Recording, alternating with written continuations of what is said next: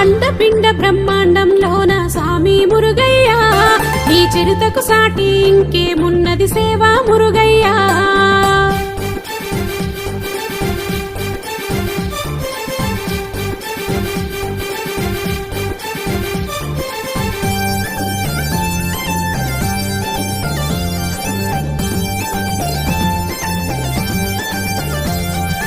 అలనాడప్పుడు సృష్టి జరగగా బ్రహ్మ కొలువులో సనత్ కుమార నీవు పుడితివంట, బ్రహ్మజ్ఞాని వైతివంట.